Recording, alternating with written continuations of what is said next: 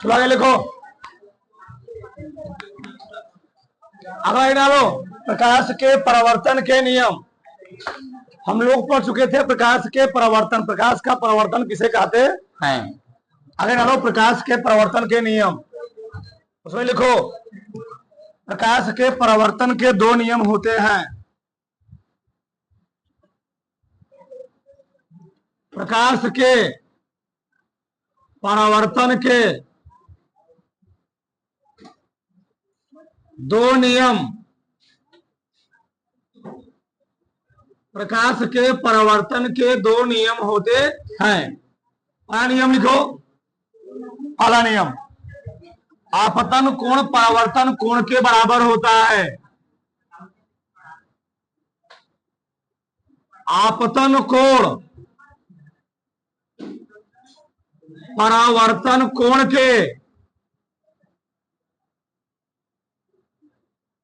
के बराबर, ये पहला नियम है। आपतन कोण परावर्तन कोण क्या होता जी, बराबर होता है। दूसरा लिखो, आपतित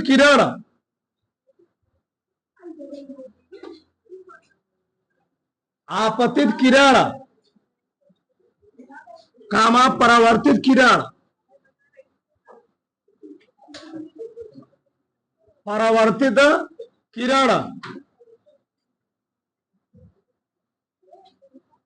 किरण तथा आपतन बिंदु पर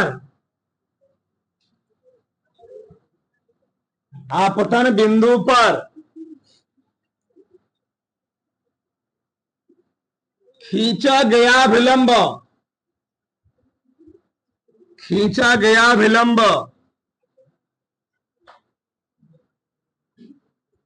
अभिलंब तीनों एक ही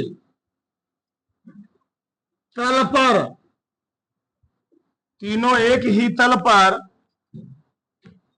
या तीनों एक ही तल में स्थित होते हैं।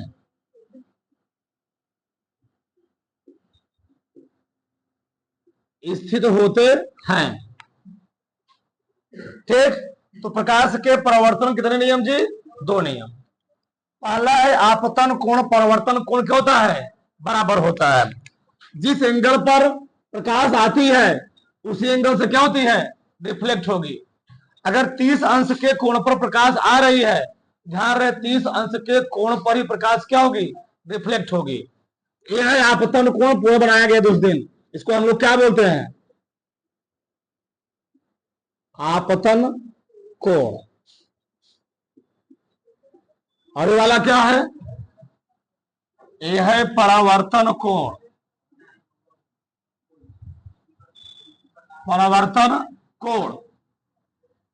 बात समझ में आई। तो आपतन कोण परावर्तन कोण क्या होता है जी, बराबर होता है। ठीक, अगला आपतित किरण, जो किरण आ रही है किधर आ रही है, आपतन बिंदु की ओर। आपतित किरण, परावर्तित किरण और आपतन बिंदु पर खींचा गया जो नॉर्मल है, विलंब है, तीनों क्या होते हैं, एक ही तल। हमको भले ही बिंदु दिख रहा है, लेकिन जहां पर प्रकाश पड़ रही होती है उसको हम लोग कहते हैं प्लेन। तो जिस प्लेन पर प्रकाश किरण आ रही है और जिस प्लेन से रिफ्लेक्ट हो रही है उस पर जो लंब खींचा गया है, तीनों एक ही तल पर यानी बिंदु पर होंगे। एक तुमको बिंदु दिख रहा भले, ठीक है, लेकिन क्या होता है, प्लेन होता है। ये बताओ, हम लोग धरती से खड़े होकर सूर्य देखेंगे तो सूर्य हमको क्या दिखेगा, एक बिंदु दिखेगा, लेकिन क्या है, बहुत बड़ा बड़ा क्या है, पिंड है। उसी प्रकार से प्लेन है, तो जिस प्लेन पर प्रकाश किरण आ रही है और जिस प्लेन से रिफ्लेक्ट हो रही है और जो अभिलंब है, तीनों क्या होते हैं, प्लेन पर होते हैं, तीनों क्या होते हैं, तल पर होते हैं। तो वही कहा गया है, आपतित किरण तथा परावर्तित किरण। आपतित किरण, परावर्तित किरण, आपतन बिंदु पर जो अभिलंब खींचा गया है, तीनों एक बिंदु पर होते, तीनों एक तल पर होते हैं। ठीक, चित्र को बनाओ, फिर इसी पर आगे बात करते हैं जल्दी से। ठीक, चलो अगला, अगले लिखो। अगला है गोलीय दर्पण। क्या जी, गोलीय दर्पण। Spherical mirror. देखो यार होता क्या है, पहले समझो। हम जानते हैं गोला है, क्या है, गोला। चलो बहुत बड़ा बन जाएगा।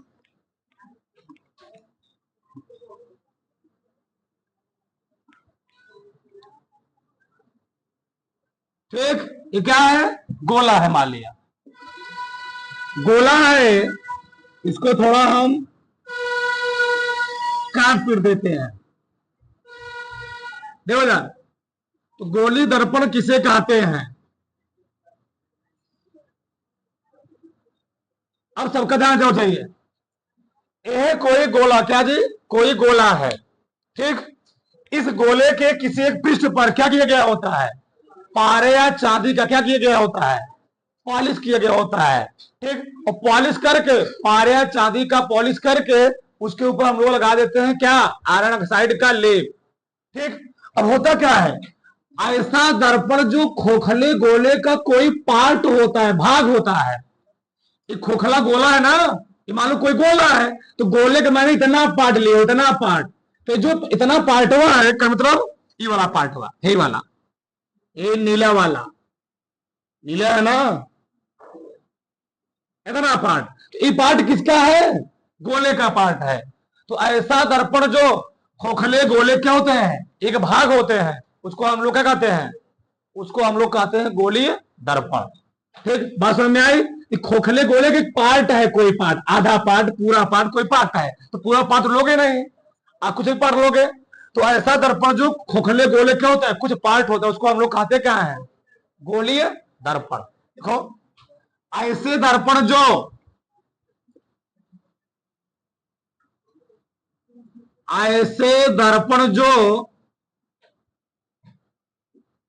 खोखले गोले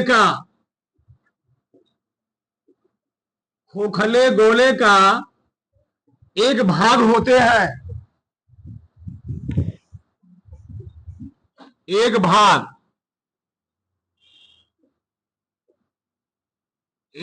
होते हैं,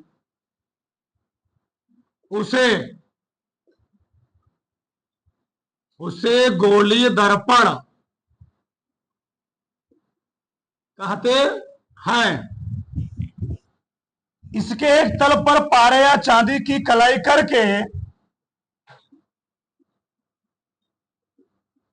इसके एक, चाहे लिखो तल चाहे भाग, इसके एक तल पर पारे या चांदी की कलाई करके उसके ऊपर आयरन ऑक्साइड लेपित कर दिया जाता है, लेपित कर दिया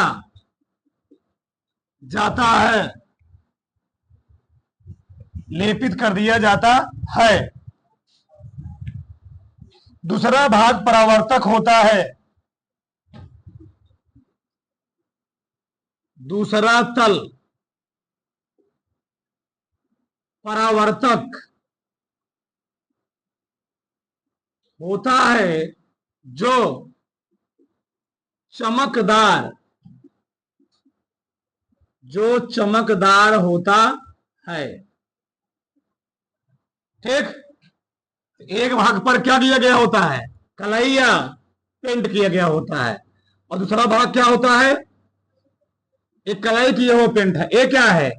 ये है परावर्तक तल। ठीक, इसको हम लोग बोलते हैं परावर्तक तल। ये क्या है? पॉलिश किया हुआ भाग, पॉलिश किया गया तल।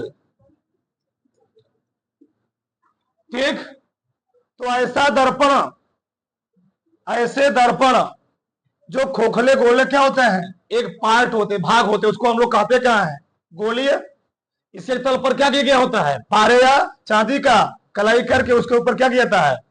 आयरन ऑक्साइड का लेप लगा दिया जाता है। जिसके कारण से प्रकाश क्या हो पाए, आर पार ना हो पाए, जिसको हम लोग कहते क्या है, गोलीय दर्पण। अब लिखो गोलीय दर्पण के प्रकार, बना क्या करोगे बाद में, गोलीय दर्पण के प्रकार, गोलीय दर्पण के प्रकार, उसका लिखो दो प्रकार का। कितने प्रकार का, दो प्रकार का।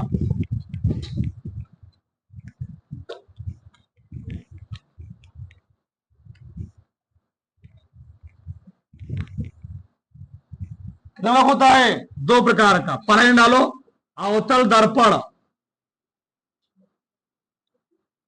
अवतल दर्पण, concave mirror, concave mirror.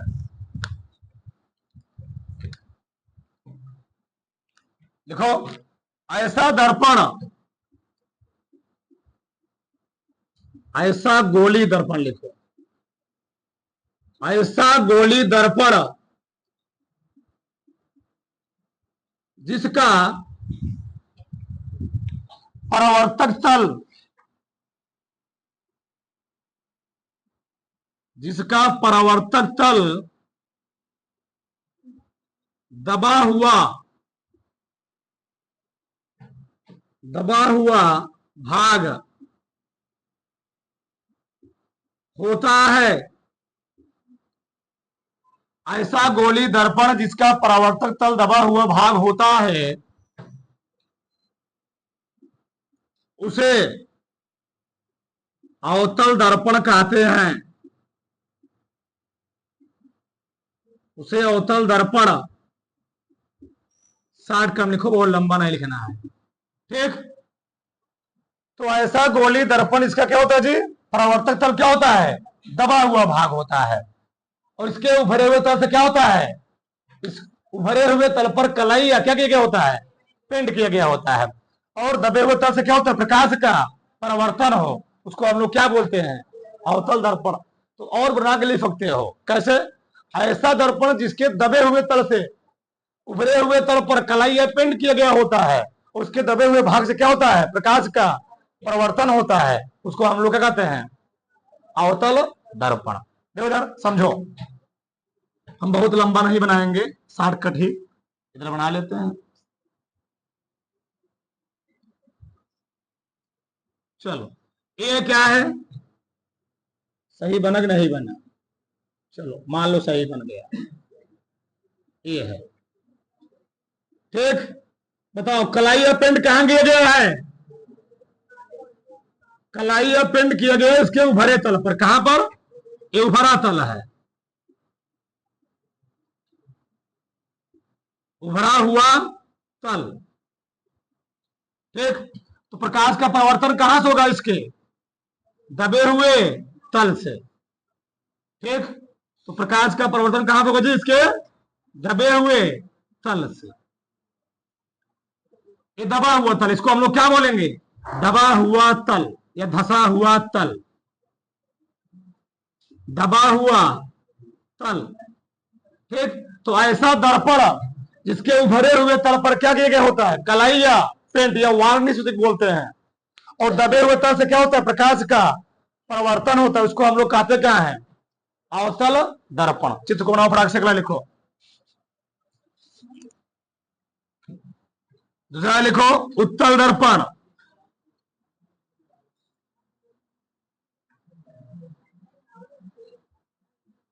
Convex mirror, convex mirror,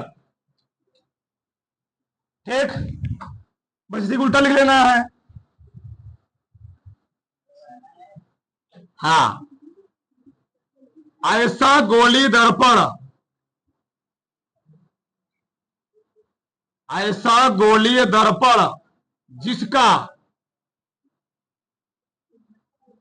जिसका परावर्तक तल, जिसका परावर्तक तल क्या होता है, दबा नहीं, क्या होता है, हाँ, उभरा हुआ भाग होता है, भरा हुआ भाग होता है, उसे उसे उत्तल दर्पण कहते हैं, उसे उत्तल दर्पण कहते हैं। ठीक। तो ऐसा गोली दर्पण जिसका परावर्तक तल क्या होता है, उभरा हुआ भाग होता है, तल होता है, उसको हम लोग क्या कहते हैं, उत्तल दर्पण। ये ऐसे हो सकते हो, ऐसा गोली दर्पण इसके दबे हुए धसे हुए तल पर क्या किया गया होता है, कलाई या पेंट, और इसके उभरे हुए भाग से क्या होता है, प्रकाश का परावर्तन होता है, उसको हम लोग कहते क्या है, उत्तल दर्पण। अपनी भाषा में सकते, इसमें हटने वाली बात कोई नहीं है। तो चित्र को हमारे साथ, चित्र ऐसे बना लो, ये है, यहां पर क्या किया गया है, कलाई या पेंट, ऐसे यहां पर कलाई या पेंट किया गया है। ठीक। चलो, ये प्रकाश किरणें आ रही हैं, जाना चाहिए बेचारी को फोकस से, लेकिन इसको पीछे जबरदस्ती मिलाया जाता है। इसमें इसको दिखाया डॉटर लाइंस, दिखाते हैं डॉटेड लाइंस।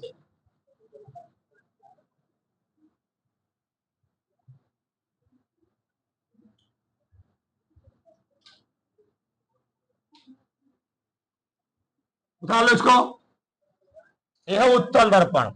एक कौन भाग है, दबा हुआ तल, दबा हुआ,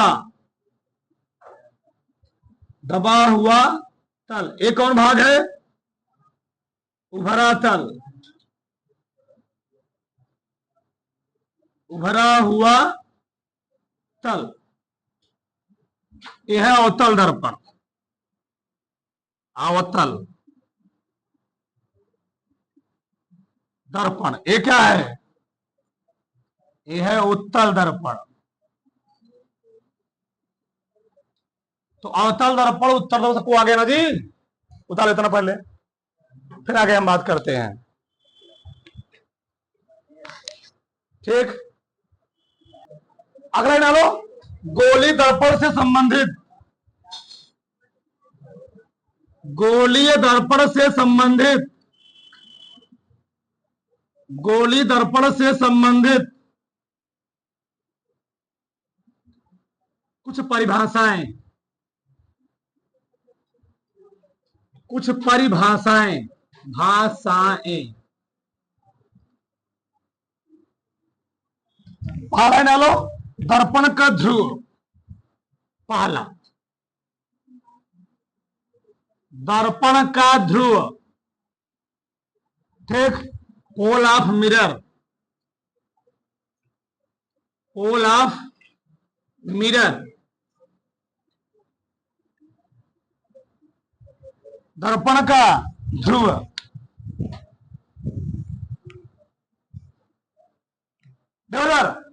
यह है दर्पण, क्या जी, दर्पण। तो दर्पण के परावर्तक तल के मध्य बिंदु को, यहां पर समझो ध्यान से, ये क्या है, परावर्तक तल, इसको हम लोग क्या बोलेंगे, यहां पर नहीं, यहां उल्टा बन गया। चलो एक मिनट, मान लो यहां पर क्या किया गया है, कलाई या पेंट किया गया है, यहां पर,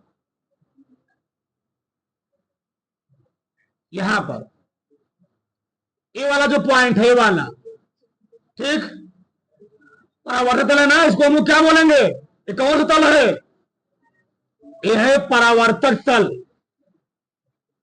परावर्तक तल। तो दर्पण के परावर्तक तल के मध्य बिंदु को हम लोग क्या कहते हैं, दर्पण का ध्रुव कहते हैं, दर्पण का ध्रुव का। लिखो, दर्पण के परावर्तक तल के, जो मन के लिख लो, गोली दर्पण के, गोली दर्पण के परावर्तक तल के, परावर्तक तल के मध्य बिंदु को मध्य बिंदु को दर्पण का ध्रुव कहते हैं। दर्पण का ध्रुव, दर्पण का ध्रुव कहते हैं। इसे P से, कैपिटल P, इसे P से प्रदर्शित करते हैं, प्रदर्शित करते हैं। तो गोली दर्पण के परावर्तक तल के मध्य बिंदु को हम लोग क्या कहते हैं जी? गोली दर्पण का ध्रुव कहते हैं। इसको हम लोग किसे दिखाते हैं? P से। तो जहां से परावर्तक प्रकाश का परावर्तन होता है, ये कौन दर्पण है? ये है अवतल दर्पण ना, ये अवतल दर्पण है। हम दोनों साथ बना रहे हैं। ये कौन दर्पण है? उत्तल दर्पण। चलो एक मिनट,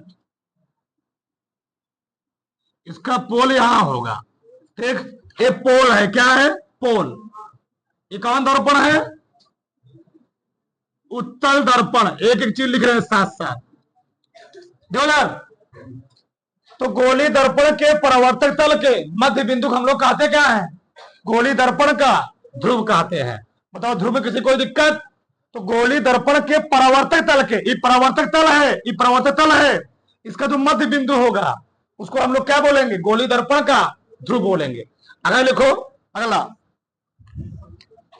वक्रता केंद्र, नहीं भी कुछ बनाना है, दूसरा लिखो वक्रता केंद्र। वक्रता केंद्र, centre of curvature, centre of curvature, centre of curvature. देखो यार, ये बताओ वक्रता केंद्र किसे कहते हैं? तो ध्यान से, जब तुम लोग कोई वृत्त बनाते हो, क्या बनाते हो? वृत्त, बड़े बात करते हैं वृत्त की। तो जब वृत्त बनाते हो तो वृत्त को बनाने के लिए क्या जो प्रकार होता है, प्रकार का कोई भाग कहीं रखोगे तो क्या करते हो? तब अभी तुम वृत्त खींचते हो ना। तो उस गोली दर्पण के जिसके आधार पर क्या बनाया जा रहा है? दर्पण बनाया जा रहा है, या गोली दर्पण बनाया जा रहा है, उसके केंद्र को हम लोग क्या बोलते हैं? वक्रता केंद्र। यानी जिस बिंदु को केंद्र मान करके गोली दर्पण बनाया गया है, उसके केंद्र को हम लोग क्या बोलेंगे? वक्रता केंद्र। लिखो जब में, लिखो जब गोले के केंद्र को, जब गोले का केंद्र, ऐसे लिखो,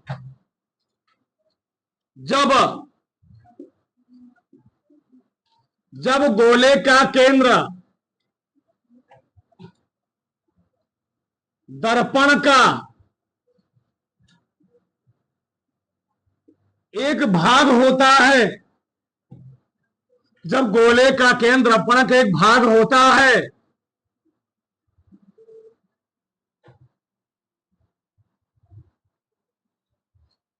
या जिस केंद्र को, जिस केंद्र के, या जिस केंद्र के परितः परावर्तक तल बनाया गया होता है, परावर्तक तल बनाया गया होता है, उसके केंद्र को, उसके केंद्र को क्या कहते हैं? वक्रता केंद्र कहते हैं। वक्रता केंद्र कहते हैं। बात समझ में आई? वक्रता केंद्र क्या होता है समझ में आएगी? समझ में आया? ठीक। जब गोले का केंद्र क्या होता है? दर्पण के का, जब गोले का केंद्र दर्पण के एक भाग होता है यहां पर, तो इसका सेंटर ऑफ कर्वेचर यहां पर होगा, सी, यहां पर, और इसका सेंटर ऑफ कर्वेचर कहां होगा? पीछे, दर्पण के पीछे। ध्यान रहे चीज, ठीक। तो अवतल दर्पण में जो वक्रता केंद्र होता है वह दर्पण के आगे होता है, उत्तर दर्पण जो वक्रता केंद्र दर्पण के पीछे होता है। ठीक, तो जब गोले का केंद्र दर्पण के भाग होता है उसको हम लोग कहते क्या है, वक्रता केंद्र कहते हैं। यहां तक किसी कोई डाउट, किसी कोई दिक्कत? अरे ना लो, चित्र बनाना बाद में, अरे ना लो। मुख्य अक्ष, अभी सब बनवाएंगे, क्या है परेशान हो? अरे लिखो मुख्य अक्ष, प्रिंसिपल एक्सिस। क्या साथ में लिखवा रहा भी तुम्हारा हुआ नहीं? मुख्य अक्ष, अगला ही ना लो। मुख्य अक्ष, principal axis, principal axis, principal axis. देखो इधर, ये दर्पण क्या जी, ये हुआ दर्पण का ध्रुव, ये है दर्पण का ध्रुव, और ये क्या है, दर्पण का वक्रता केंद्र, दर्पण का वक्रता केंद्र, सेंटर ऑफ कर्वेचर। तो मुख्य अक्ष क्या होता है, दर्पण के ध्रुव और वक्रता केंद्र को मिलाने वाले रेखा हम लोग कहते क्या है, मुख्य अक्ष बोलते हैं। तो लिखो दर्पण के ध्रुव,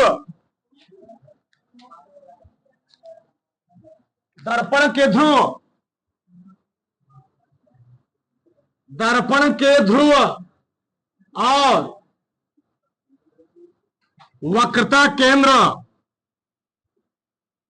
और वक्रता केंद्र को मिलाने वाली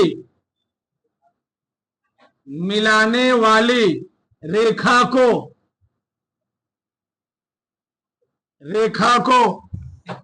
दर्पण का मुख्य अक्ष कहते हैं, दर्पण का मुख्य अक्ष कहते हैं। तीन परिभाषा अभी तक हुई है।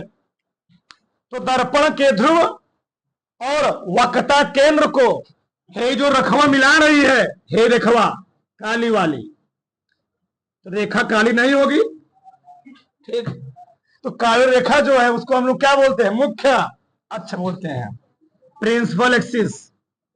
चलो ये है, इस अक्ष को हम लोग क्या बोलते हैं, दर्पण का मुख्य अक्ष, दर्पण का मुख्य अक्ष बोलते हैं, दर्पण का क्या बोलते हैं, मुख्य अक्ष। तो दर्पण के ध्रुव यानी पोल और वक्रता केंद्र यानी सी को जो रेखा मिला रही होती उसी को हम लोग कहते क्या है, दर्पण का मुख्य अक्ष। अच्छा उसमें मैंने लिखवाया था ना, उसमें लिखे ना किसको, सी को, वक्रता केंद्र को सी से प्रदर्शित करते, लिख लेना उसमें लाइन पीछे लिखवाने भूल गया था, वक्रता केंद्र को सी से प्रदर्शित करते, लिख लेना पीछे, उसमें काम देगा आगे, आगे दिक्कत होगा तुमको।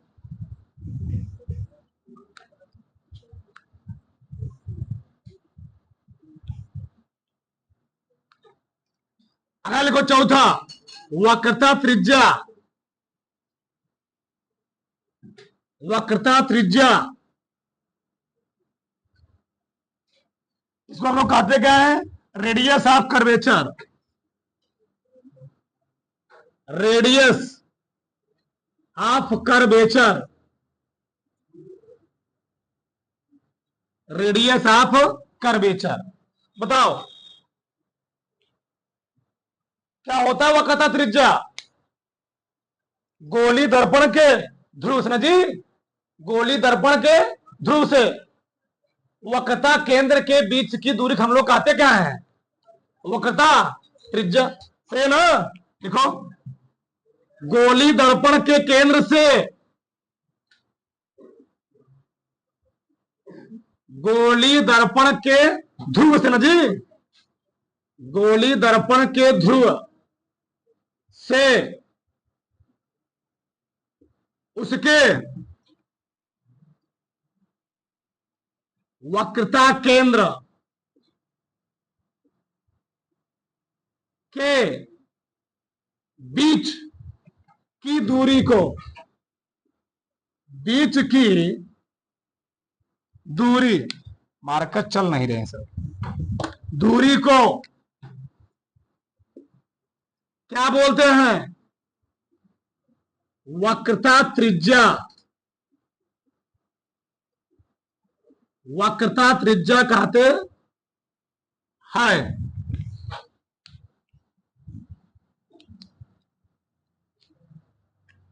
अथवा लिख लो,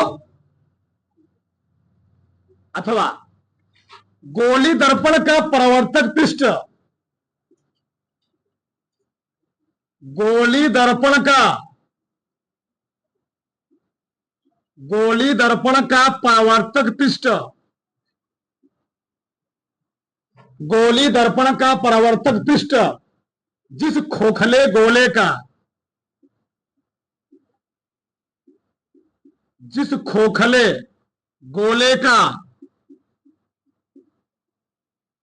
जिस खोखले गोले का एक भाग होता है, एक भाग होता है, उसकी त्रिज्या को, भाग होता तो हो गया गोली दर्पण, और उसकी त्रिज्या हम लोग क्या बोल देंगे?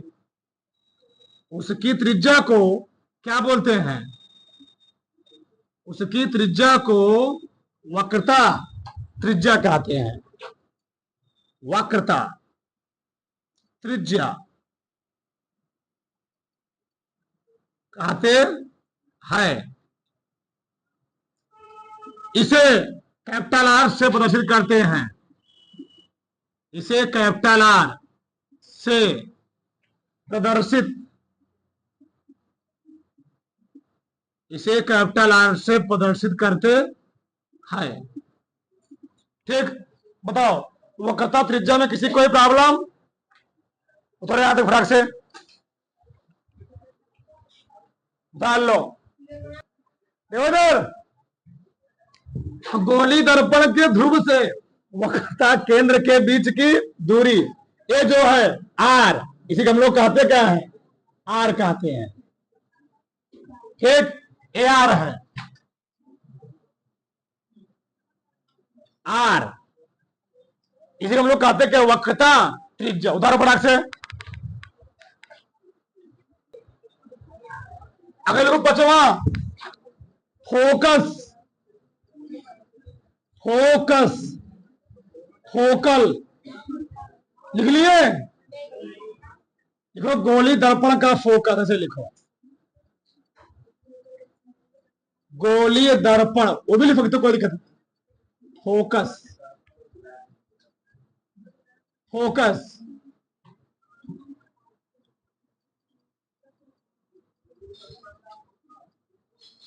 Focal of spherical mirror. हाँ, फोकल मिरर। ब्रदर, फोकस किसे कहते हैं? ठीक, तो समझो, देखो उधर गोली दर्पण के मुख्य अक्ष के समांतर चलने वाली प्रकाश किरणें दर्पण से टकराने के पश्चात जिस बिंदु से जाती हुई क्या होती है? प्रतीत होती है, या जिस बिंदु से गुजरती है, या जिस बिंदु से आती हुई प्रतीत होती है। दो वक्ता है, एक जाती हो, एक क्या हुई? आती हुई। तो कहा जाती होंगी? अवतल दर्पण में जाती होंगी, उत्तर दर्पण में आती हुई प्रतीत होंगी। उसी को हम लोग कहते क्या है? फोकस। क्या बोलते हैं? फोकस। लिखो, लिखो उसमें, किसी गोली दर्पण, किसी गोली दर्पण के मुख्य अक्ष के, मुख्य अक्ष के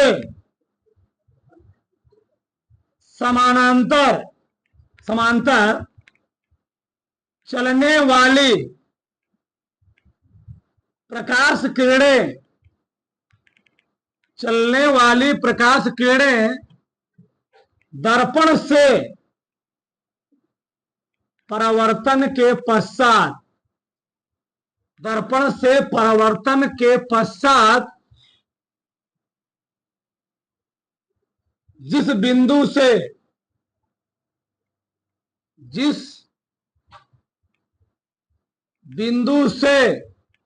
गुजरती जिस बिंदु से गुजरती या आती हुई प्रतीत होती हैं, आती हुई प्रतीत होती है, उसे दर्पण का या गोलीय दर्पण का, उसे गोलीय दर्पण का, उसे गोलीय दर्पण का क्या कहते हैं? फोकस कहते हैं। इसे बड़कवा एफ जी से प्रदर्शित करते हैं, प्रदर्शित करते हैं। ठीक, तो किसी गोलीय दर्पण के मुख्य अक्ष के समांतर चलने वाली प्रकाश किरणें दर्पण से परावर्तन के पश्चात जिस बिंदु से गुजरती या आती हुई प्रतीत होती है, उसको हम लोग कहते क्या है? गोलीय दर्पण का फोकस। कैसे? देखो ध्यान से, है अवतल दर्पण। तो अवतल दर्पण में होता क्या है? जब कोई किरणें जब मुख्य अक्ष के समांतर, मुख्य अक्ष है ना, इस अक्ष को हम लोग क्या बोला था? पूरा लिखवाया गया, ये मुख्य अक्ष। तो मुख्य अक्ष के जो समांतर प्रकाश किरण चल रही है वह दर्पण से टकराई, और दर्पण से टकराने के बाद बेचारी जहां जाती है, ठीक, मान लो यहां से गई, यहां से गई, तो जहां जाएगी उसको हम लोग क्या बोलेंगे? उसको क्या बोलेंगे? उसको हम लोग बोलते हैं फोकस। ये तो किसमें हुआ? अवतल दर्पण, किसमें जी? अवतल। उत्तर में क्या होगा? मान लो यहां से गई, यहां से गई, बहुत दूर बना दे रहे हैं, बराबर, ये गई, आना चाहिए इधर, फोकस तो होता इधर, लेकिन होता क्या है? इसका फोकस भी इधर। दो उत्तर दर्पण में दो फोकस होते हैं, बात करें आगे हम। यहां पर क्या होता है? जबरदस्ती हमको मिलाना पड़ता है। और ध्यान रहे, किसी दर्पण में जहां पर प्रतिबिंब बनाने के जबरदस्ती मिलाना पड़ता है, तो वहां ध्यान देना, कौन दर्पण होगा? उत्तल दर्पण। इसीलिए उत्तल दर्पण में प्रकाश किरणें क्या होती हैं? आती हुई प्रतीत होती है। ये चीज है। सही नहीं बना क्या? सही है, थोड़ा सही उतार लो दो से। चल एक मिनट रुके रहो अभी। अगर लिखो छठवा, फोकस दूरी, फोकस दूरी, फोकल लेंथ,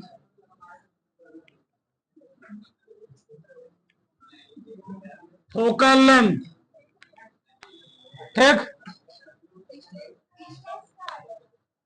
फोकस दूरी, फोकल लेंथ, जो लिख रहा है वो लिख लो, ठीक। लो में किसी गोलीय दर्पण के,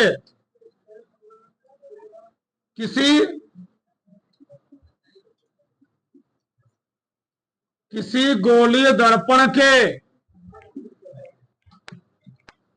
ध्रुव से, किसी गोलीय दर्पण के ध्रुव से उसके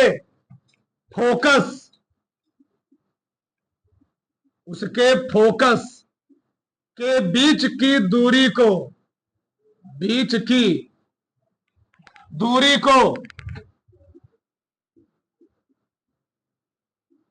क्या कहते हैं? फोकस दूरी। डिस्टेंस यहां बात ही नहीं होता, डिस्टेंस को जब कोई चीज चल रहा होता है, यहां लेंथ की बात करते हैं हम लोग, ठीक। फोकस दूरी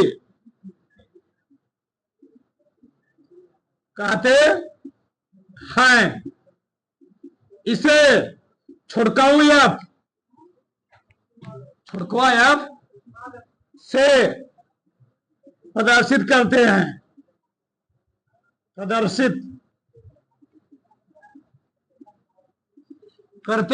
हैं, ठीक। ये वाली चीज जी कौन सी? बहुत छोटा दिख रहा होगा, ठीक,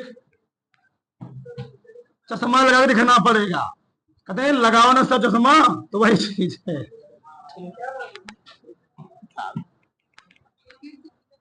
हाँ। सब एक ही चित्र में सब बना लो उसी में। आगे देखो,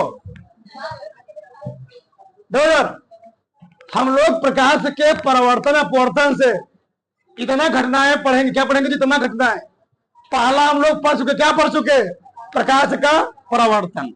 फिर क्या पढ़ेंगे? प्रकाश का अपवर्तन, प्रकाश का अपवर्तनांक। क्या पढ़ेंगे? प्रकाश का क्रांति का कोण, प्रकाश का आंतरिक परावर्तन, प्रकाश का प्रकीर्णन, प्रकाश का वर्ण विक्षेपण। ये सबसे मेन है, सब मेन सब है। जितना घटना लिखे हो, जितना इवेंट लिखे हो, सब मेन है, पूरा पढ़ना है। प्रकाश का विवर्तन, प्रकाश का व्यतिकरण, प्रकाश का ध्रुवण। देखिए सब क्या आएगा? क्रम से आएगा, सीक्वेंस से आएगा। ठीक, यहां तक किसी कोई प्रॉब्लम? अभी जो बातें चल रही है सब 10th से संबंधित चीजें हैं। हम मान के चल रहे हैं तुम लोग 10th में कुछ पढ़े लिखे नहीं हो, बस लाइफ का मजा लिए हो। ठीक, इसीलिए पूरा स्टार्ट से पढ़ाया जा रहा है।